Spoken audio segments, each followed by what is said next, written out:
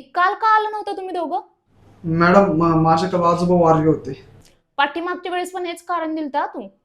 माझ्या आजीवर 2 नवरे होते ना मॅडम. काही कारण असतात यार तुझी. आणि तुझं काय झालं?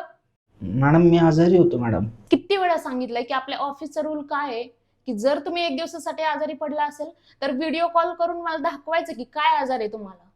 का नाही दाखवलं तुम्ही? मॅडम ते मला मूळव्याध झालं होतं.